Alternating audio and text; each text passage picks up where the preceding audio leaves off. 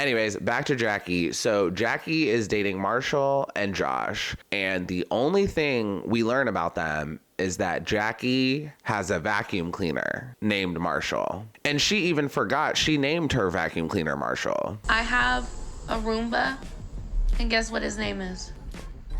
Marshall.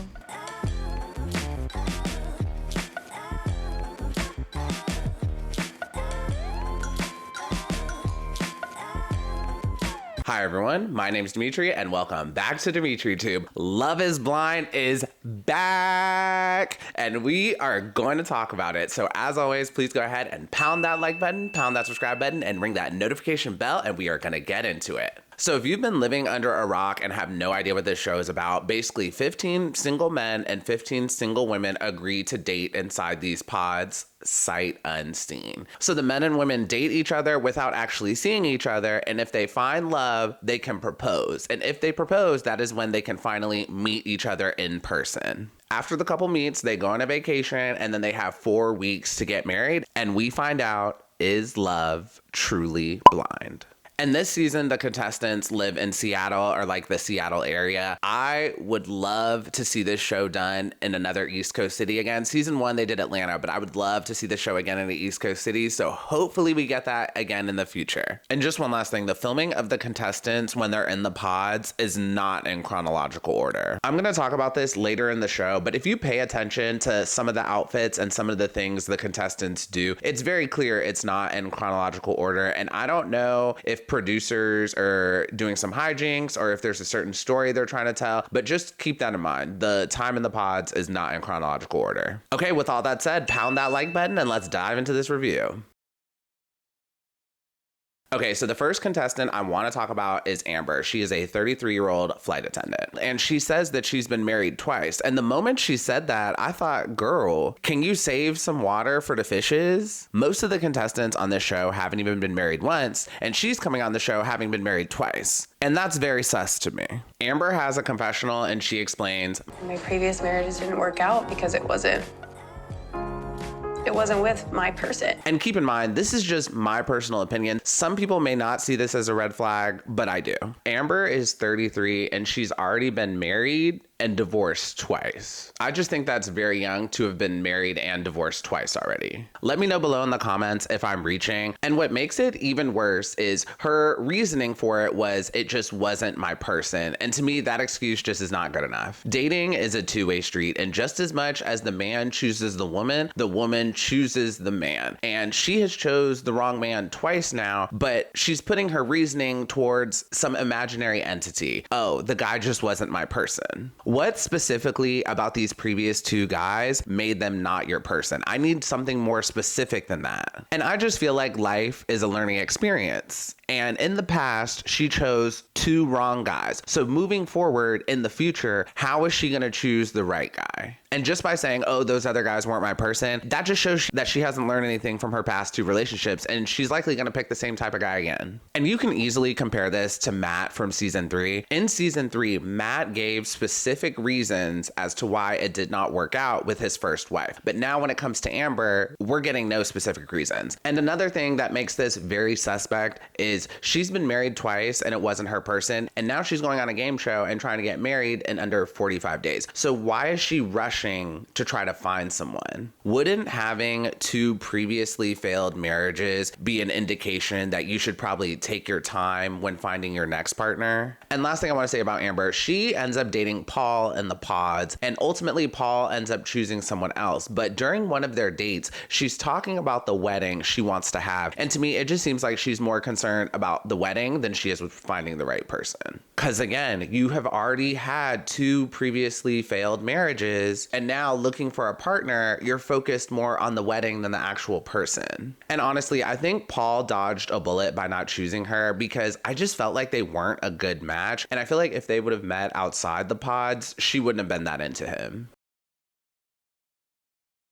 Okay, now we're gonna dive into Micah and her love triangle, and Micah definitely is one of the villains this season. She hits it off with Kwame, a sales manager who thinks Saturday is the best day of the week. But he's wrong. Thursday's the best day of the week. You know, Thursday is low-key the sexiest day of the week. And Kwame also dates Chelsea, who we're going to talk about later in the video.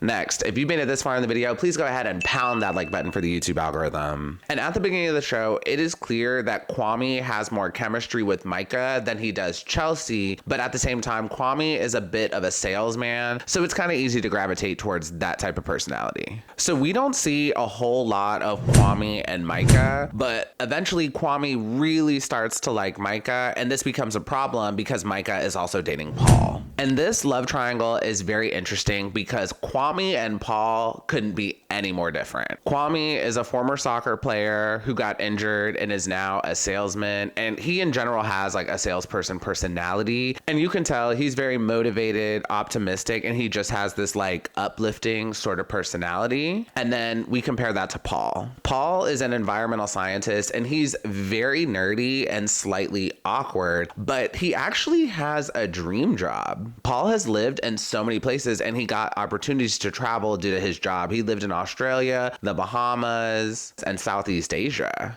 And you know how growing up, a lot of kids will say they want to be a marine biologist so they can live near the ocean and play with dolphins and Free Willy and stuff like that? That's what his job reminds me of. The only difference is I don't think he studies animals. I think he studies some kind of science or something. And it's 2023. Y'all let me know below in the comments. Are we still believing in science?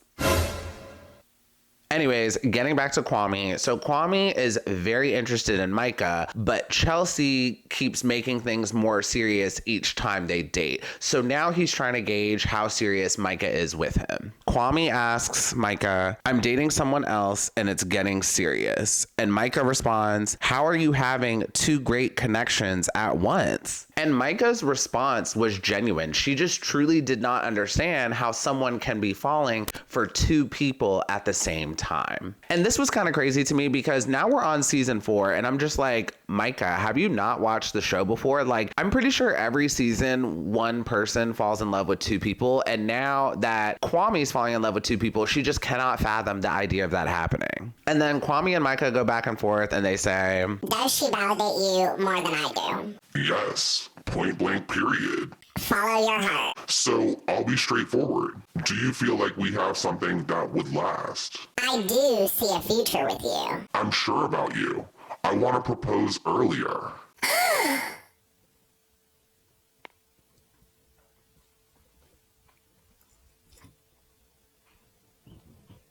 Okay, so let's unpack this. At the start of the conversation, Micah asks if his other connection validates his feelings more than she does, and Kwame responds, yes, point blank, period. And this is problem number 1 with Micah. Micah is very focused and concerned with other people when she needs to be focused on her own relationship. What that other connection does for Kwame has nothing to do with what she does for Kwame. Next, Kwame introduces the idea of proposal and Micah is completely stunned. Like, she did not see this coming at all. And she responds, she's not quite sure yet and needs more time to think about it. And immediately after, she runs to the women's side of the house and tells this to Irina. Irina says, whoa, what's the rush? Pump the brakes. And Micah very much agrees with this sentiment and says that Kwame's moving too fast. Okay, so just a few things I want to say about this. First, this show does not give us timelines. So we don't know how long they're in the pods and at what point Kwame introduced this proposal, but on previous seasons they're only in the pods for 10 days, so this is pretty rushed. And this just goes to the uniqueness of the experiment. Like, would it really make a difference if you dated 5 days versus 8 days? Or like 6 days versus 9, like, would it really make a difference? Because regardless, if you were in the real world and you met someone and got engaged under 10 days, most people would call you crazy. So for Micah to say that Kwame is rushing is ridiculous because that's just the nature of the experiment. Next, this is where Kwame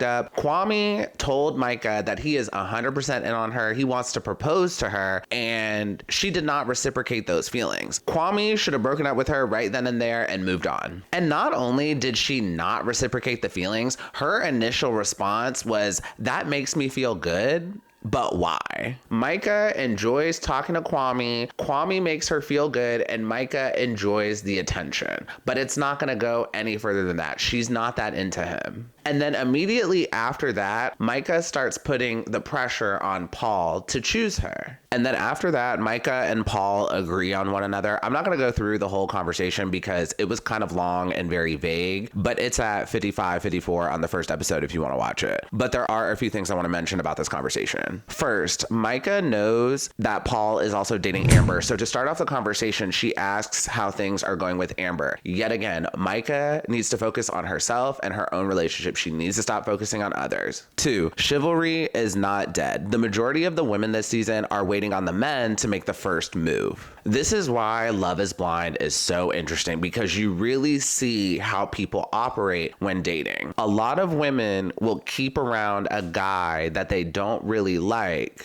until they know they can get the one they want. And that is what Micah is doing. Micah knows she doesn't really want Kwame that much, but she's gonna have him on the back burner until Paul steps up and says that he wants her. Because to Micah, having a guy you don't really like is better than having no guy at all. And Jackie does the same thing, which we're gonna talk about later in this review. Micah is operating from a place of scarcity when she should be operating from a place of abundance. Instead of telling Paul that she's interested in him and wants to move forward, she passive aggressively pushes him to move forward. And I just don't think that's the best way to handle dating. Micah is absolutely terrified of rejection, and she didn't want to put her feelings out there with Paul because she was worried he would reject her. And this is completely different from how Kwame handles things. Kwame is acting from a place of abundance. Kwame put his feelings out there to Micah. He was like, Micah, I'm interested in you. I want to propose. I'm willing to move forward. He put his feelings out there because he is operating from a place of abundance. He's not afraid of rejection. Kwame's mentality is very much, if Micah rejects me, there's more women out there for me. And in general, when it comes to dating, you gotta operate from a place of abundance, not a place of scarcity. And I know some of you are probably in my comments right now, like, what about Kwame? He had Chelsea on the back burner. Kwame does not have Chelsea in the back burner. Kwame likes Micah, and he also likes Chelsea. He is just trying to come to a decision. Kwame is looking for love and trying to find the right person for him, and things are going well with both of them. So he's trying to make a decision, so he puts pressure on Micah to make a decision. Whereas Micah, she wasn't putting the pressure on anyone. Micah was just hanging out waiting for someone to choose her. She only decided to put pressure on Paul after Kwame put the pressure on her. And Micah was so afraid of rejection that she passive aggressively pushes Paul to move forward, which brings me to 3. I hate when people are passive aggressive. This is just a huge pet peeve of mine. I hate when people don't say how they feel and just say what they want, and instead they choose to just act or talk passive aggressively. And last thing I want to say about this, Micah clearly acts from a place of scarcity, because after she has the agreement with Paul, you see the way she treats the other woman in the house. Next, if you've made it this far in the video, please go ahead and pound that like button for the YouTube algorithm. Now that things are secured between Paul and Micah, Micah moves forward to break up with Kwame. And Micah's breakup with Kwame was so diplomatic and so robotic. She was like, This has been, like, great, but we should explore other connections. And Kwame doesn't give much of a response back to Micah while in the pods, but then when he goes back to the men's side of the house, he cries his eyes out. He is torn up over this breakup and this loss. Like, he is hurting. This was real to him. And then after that, Micah goes back to the women's side of the house, and I think she talks to Irina, and she gets mad because Kwame didn't show more emotions in the pod after she broke up with him. Like, girl, what? And then Paul goes to break up with Amber, and he's struggling to do it. He's in the pod with Amber for like 30 minutes, and Micah is waiting for the breakup to end, and she's waiting for Amber to come back to the women's side of the house. And Micah says, why is it taking so long? It took me 2 seconds to break it with Kwame. It's been a half hour. Wow, that's really bad. It took me 2 seconds to end it with Kwame.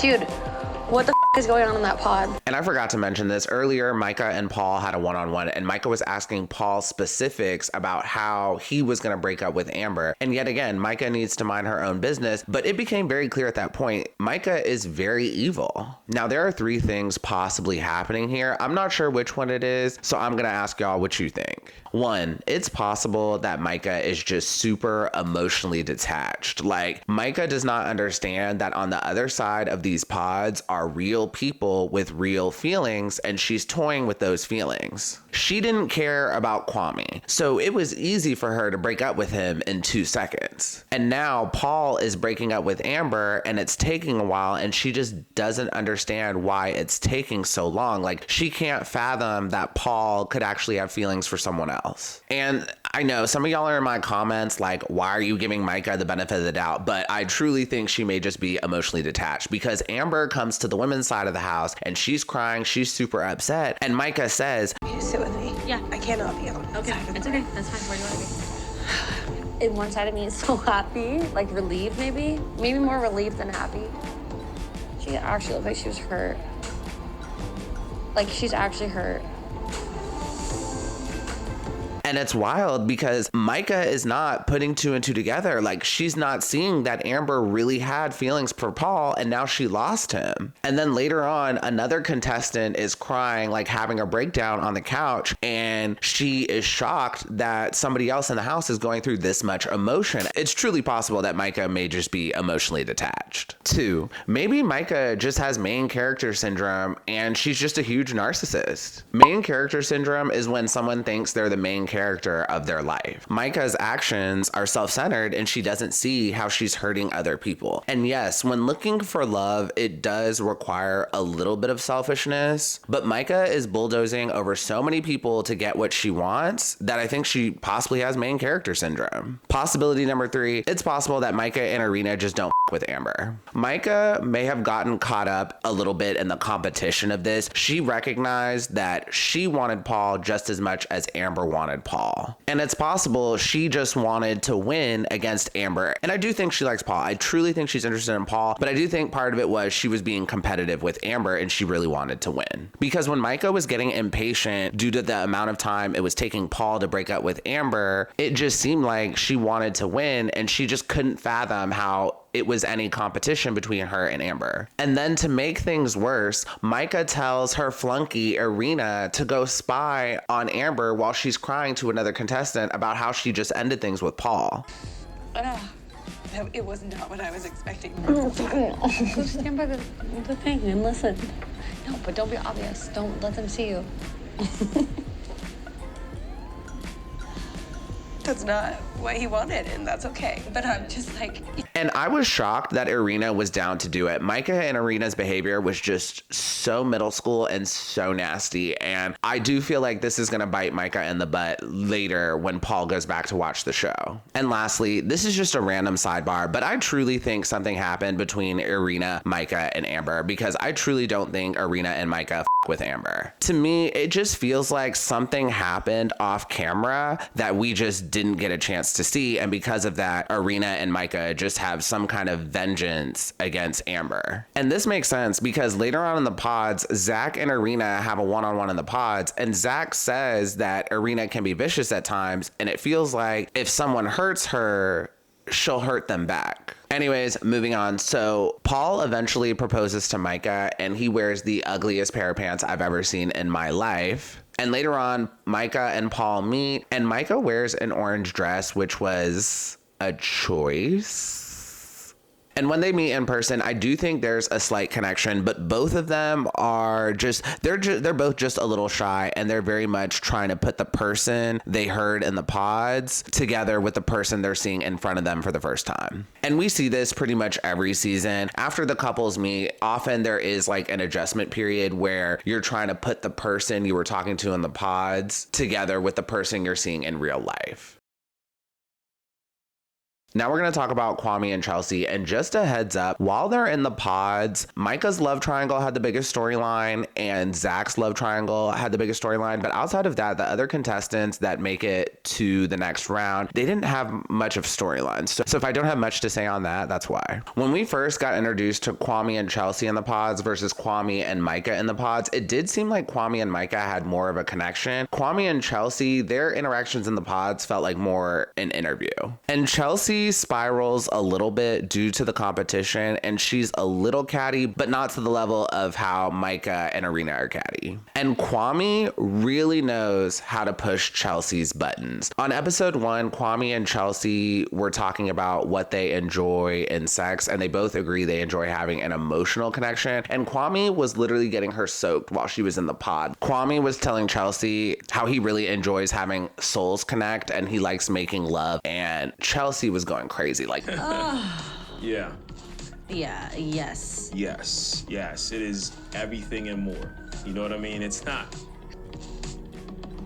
If we're married, we're not having sex, we're making love. She was wishing she could take Kwame out of the pod right then and there and make love to him. And long story short, Kwame and Chelsea have like a slow burn type of romance. And at one point, Kwame even says the more he gets to know her and the more he dates her, the better and the better it gets. And Kwame says something very interesting. He says, it feels like Paul was the villain in my story. And he says this because Micah chose Paul over him. And I thought this was interesting because Kwame is very much being civil to Paul, but in the moment he saw Paul as the villain because he was so upset over Micah. But I don't see it like that. Just in general, in navigating life, I just think what's meant to be will happen. You weren't meant to be with Micah. So that's why this happened. It's not that Paul's the villain. It's just, Kwame, you weren't meant to be with Micah. And not only that, you needed this breakup with Micah to realize later on how amazing Chelsea was. And that's just the course of your life and your relationships and your journey for finding the one. So then later on, Kwame proposes to Chelsea and they end up meeting. And out of all the contestants, Kwame and Chelsea have the most physical chemistry. They definitely have a huge connection and they cannot wait to get into a room together alone. And Kwame was so taken aback by how hot she was that he almost forgot to propose to her and put the ring on her. Like Chelsea had to remind him to do it. And last thing I want to say about Kwame and Chelsea, I think they are a fantastic match. I am so happy that Kwame ended up with Chelsea over Micah. I think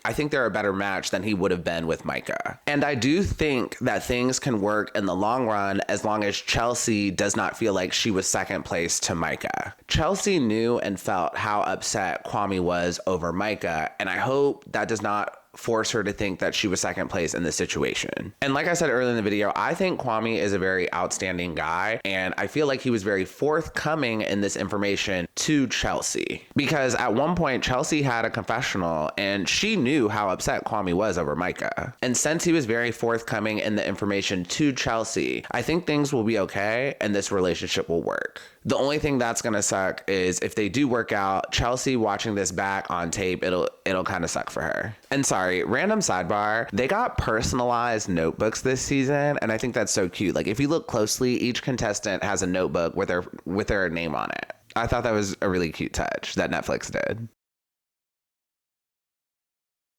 Okay, now we're moving on to Tiffany and Brett, and this is going to be very short compared to the messy Micah love triangle. Brett is a 36-year-old design director, and Tiffany is a 37-year-old client lead recruiter. Brett and Tiffany are very cute in the pods, but I will say Tiffany comes off as super desperate to me, but she is more self-aware than average. And while they're in the pods, they only basically have two notable moments. The first one, Brett shares a very moving story about how his brother died in a car accident. And during this moment, it became very clear to me that Tiffany has been through a lot of therapy. When she responds to Brett, she says, "Your reservations and your feelings are valid. And this is just my opinion. Nobody talks like that in real life. And the only people who do are people who have been through extensive therapy. And this is not me knocking therapy. I am not against therapy. If you need it, go. But it's just sometimes when people go to therapy and then they talk about it, it can come across as lofty sometimes. But Tiffany is very self-aware. So with her, it doesn't really come across as lofty. And then the second moment that they have is that Brett is like specifically a shoe designer, and he gives Tiffany a shoe and says they're gonna like travel this journey together or something. It's really cute or whatever. And then she says she's falling in love with Brett, and Brett reciprocates those feelings and says he thinks they're a perfect match, and Tiffany falls asleep. And they're still in the pods, and Brett is waiting for a response back, and he doesn't hear anything. And then Netflix pulls out all the dramatics. And Netflix really tries to ham it up and act like Brett is done with the experience and he's done with her. But later on, Tiffany apologizes and they end up making up. And honestly, I don't know why Netflix made this so dramatic. Like, we don't know what time it is, and it was probably late. So it was reasonable for her to fall asleep. Also, I am Tiffany. If it's late and I'm tired, I'll fall asleep, especially if the other person has a soothing voice. I fall asleep listening to podcasts all the time. And I'm not one of those people who has trouble going to sleep. Sometimes my head hits the pillow and I'm out in 30 seconds. And it's nothing personal. When it's my bedtime, it's my bedtime. So Brett and Tiffany get engaged and they agree to meet up. And Tiffany wears this like orange dress. She's giving body, but like, I don't understand why so many people just keep wearing orange for these meetups. And in this moment, Brett reassures her and he tears up, and they definitely have a connection. It's not a ton of physical chemistry, but there's definitely an emotional connection there.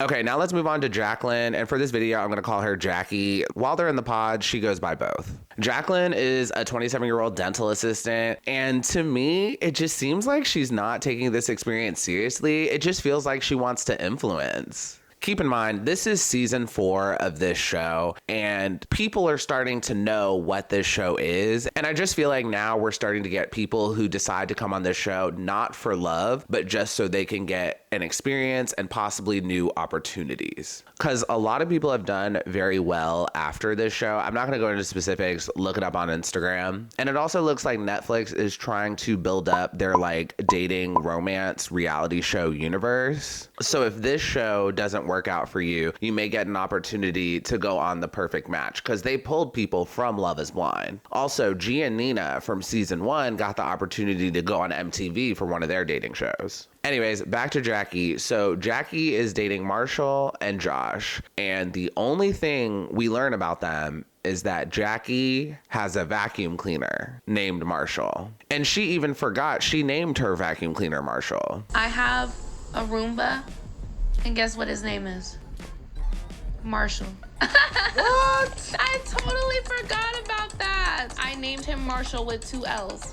And I have no idea what happened to her storyline. It honestly felt like Netflix lost the footage. Literally out of the blue, Jackie was like, OMG, I like Marshall and I like Josh. I don't know who to pick. But there was no build up to this. Like, I don't know why she likes either of them. And while they're in the pods, there was like no footage of Josh and Jackie, so I don't even know what their relationship was like. And at one point, Jackie and Marshall are talking in the pods, and apparently Josh told Jackie, you're the one, and if it's not you, it's no one else. And Jackie also says, I'm not ready to let that go. And this is very interesting because just like we saw earlier, the women are holding on to their options until they know they can get the man that they want. Jackie doesn't want Josh, but she keeps him on the back burner because she wants to make sure that she can be with Marshall. So I think this is very interesting, and I'm going to explain this the best I can. So personally, I prefer when the guys are more alpha, more take charge, and when they put their feelings out there. So we didn't see it, but apparently Josh said, you're the one, and if it's not you, it's no one else. Josh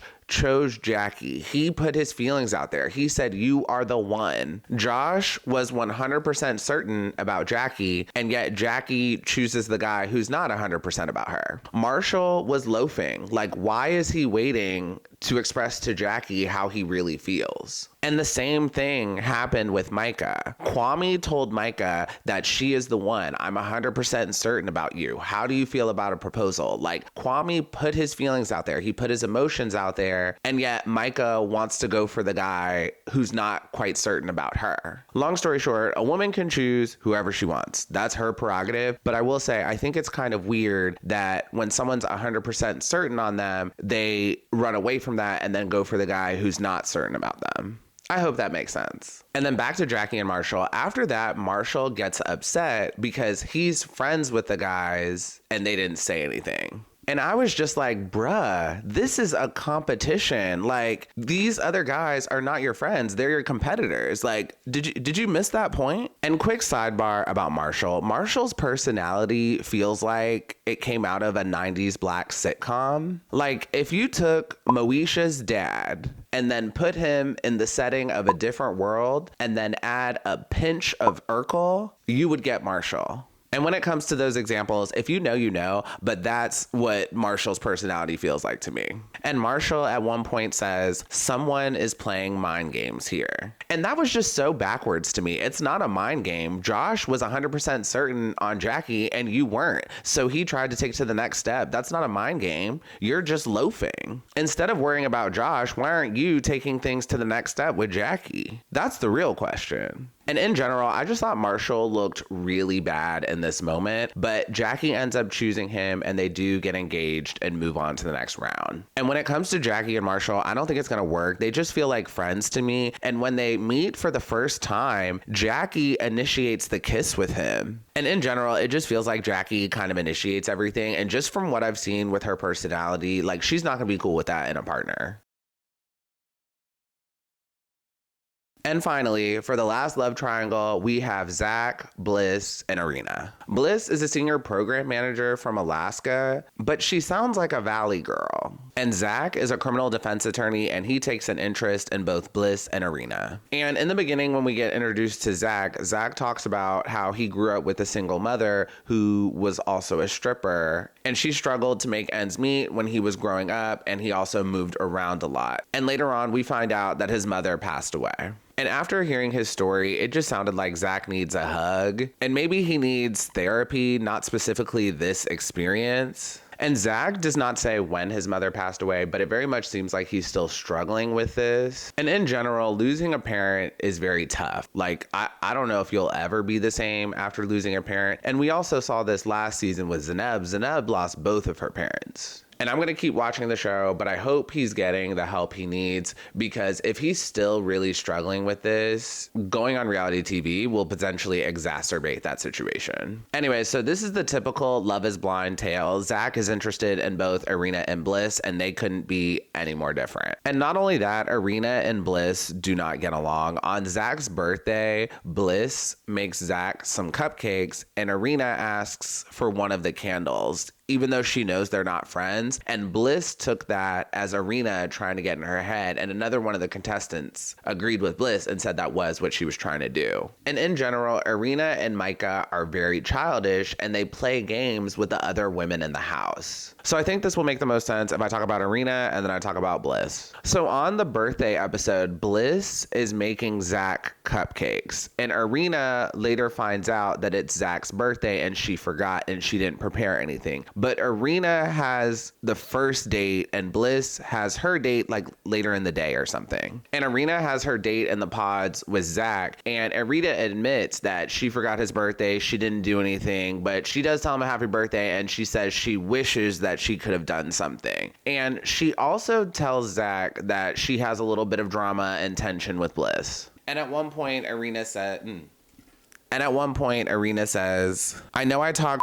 about some girls, but it's no ill intent. If I'm in the kitchen with her and I'm like, oh, how's that tasting? I'm not trying to be snaky. In this moment, we find out Irina is playing this man like a fiddle, and she low-key sabotaged Bliss's surprise for him. And not only that, she kind of lied to him. She basically implied that she went up to Bliss and said, oh, how's that tasting? But that's not what she did. She specifically asked for a candle. So those are two different things. And Zach is a criminal lawyer, and when he watches this back Zach, I'm actually really curious how he's going to feel. So just a couple things I want to say about this. First, when Irina said I talk about other girls, but there's no ill intent, that's literally a contradiction. Have you heard the saying, if you can't say something nice, then don't say anything at all? By Irina talking badly about other women in the house, there is ill intent there. She's trying to warp Zach's view of other women in the house. And for her to say there's no ill intent, that is just the biggest contradiction ever. Next, if you want to be a wife, act like it. Irina is talking badly about other people. She's forgetting birthdays. And later on, we find out that Zach knows she plays little girl games. And these are just not qualities that you want in a wife. After that, Zach and Irina have a moment. Zach shares his stuffed animal from his childhood with her, and he explains the importance of it to him. And Irina's response was, did you share this stuffed animal moment with Bliss as well? And again, just like her bestie Micah, Irina is too focused on other people, and she needs to be focused on herself and her own relationship. And then after that, Irina asks Zach, what's the difference between me and Bliss? And Zach responds and gives her an honest answer. He says, I'm concerned you're a little more vicious than I am. And Irina plays victim, and she's like, I cannot believe you told me that. And I hated this moment because my thing is, don't ask a question unless you want to know the answer. You asked Zach a question and he gave you an honest answer, but it's not the answer you wanted to hear. But later on, Zach does say that he trusts her. Okay, now let's talk about Bliss. So Bliss makes Zach cupcakes for his birthday, and they share a very cute moment. And Zach tells her he could see a life with her or Irina. And during this moment, Bliss does say that she's dealing with some drama in the house, but she does not specifically name who the person is. She also tells Zach that she's working on being less reactive than she once was as a person. And Bliss is really trying to convince Zach that she's the one. And at one point she says, if you would choose Irina, that would show me the person you are. And I'm not really sure why, but Zach took that very personally. And when he goes to the guy's side of the house to talk about this with one of the guys, he says that's a f***ed up thing to say. And I disagreed with that because Bliss clearly cares about you. And she's trying to add some gravity to the situation. And Bliss would not say that unless she cared about you. And later on, they're talking about families, and Bliss tells Zach that her father didn't like any of her exes. And Zach had a previous relationship where his partner's family didn't think he was good enough, so this was very triggering for him. And Bliss says she's not sure if anyone will be good enough for her dad, but she also says how her family feels doesn't matter. And the only thing I want to say about this is that Zach really should not have read into this too hard. So Zach did not grow up with a father, so he may not understand this, but a lot of dads feel like no one is good enough for their daughter. But I feel like because he didn't grow up with a father, he may not quite understand that dynamic. I'm not going to dive too deep into this because we've seen this time and time again on The Bachelor. When it comes to sons, the mother's approval is very important. And then when it comes to daughters, the parents' approval is nice, but ultimately it doesn't usually matter. So then eventually Bliss is on the women's side of the house, and she has a heart-to-heart with Irina and says she wants to squash the beef with her because she sees that this is making it tougher on Zach. And they agree to squash the beef. And then Bliss talks to Zach in the pods and tells him that she squashed the beef with Irina, and then Zach breaks up with her. And he is torn up about this breakup. But Zach does tell Bliss that he chose Irina because he trusts her the most. So just a few things I want to say about this complicated love triangle. First, Zach says that he chose Irina because he trusts her the most. I honestly think this was just a recency bias thing. Irina was the first one to bring up the drama and the tension she had with Bliss. Irina was the first person to bring this up to Zach. So because of that, Zach trusted her more than Bliss. I don't think it had anything to do with the actual beef itself. And keep in mind, this is just my theory. The footage in the pods is out of order, so we don't know who talked to Zach first at all. Next, Zach has multiple moments where he's talking to guys in the house trying to figure out if he should choose between Irina or Bliss. And at no point does anyone ask, what type of girl did you choose in the past? And I really wish someone would have asked that. I feel like if someone would have asked this, we would have found out that Irina is the type of girl Zach always chose in the past, and that's why he's still single. Next, Zach Zach ignored multiple red flags in Irina. He admitted she plays little girl games. She forgets birthdays. She talks badly about other women in the pods. And I just don't think Zach was looking at the bigger picture. These are not qualities you want in a wife. Also, if Irina is playing little girl games on the women's side of the house, what is she going to do when there's no other women around? She's going to start playing games with you. And Bliss was very much the better choice. She's thoughtful and bakes him cupcakes on his birthday. She tried her best not to talk about other people in the house. And she squashed the beef with Irina and even tells Zach she squashed the beef. Like, she took the high road and told Zach she took the high road. And I guess he just missed that fact. And Zach even says, I love her mind and I love the way she thinks. And after Zach breaks up with Bliss, Bliss has a one-on-one with another contestant in the house. And she says, I'm not going to sit there and be like, you're making the wrong decision. The person who I'm going to be with will know it in their heart and they will choose me. And I completely agree with that. And one more thing I want to say about this. It's also possible that production pushed Zach to choose Irina because production possibly wanted to keep Irina and Micah together for the drama. That possibly could have been why he chose her, but we'll just have to watch the show and find out. So Zach ends up proposing to Irina and they meet, and this was the most awkward meetup. They don't have a connection, they don't kiss, and Irina tells Zach he looks like a cartoon character.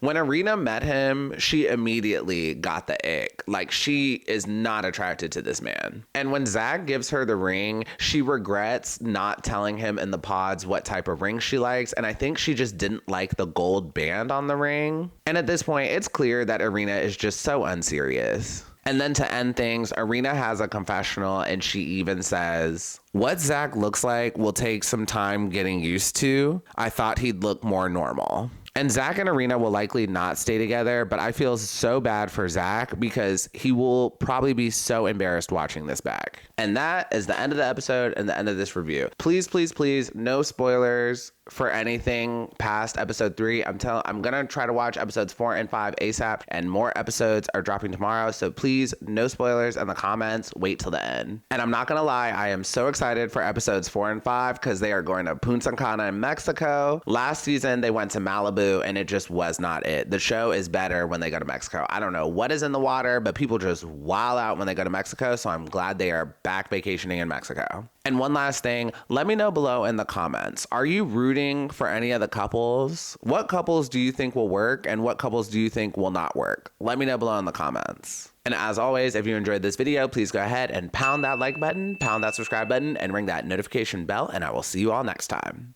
Have a good one. Bye.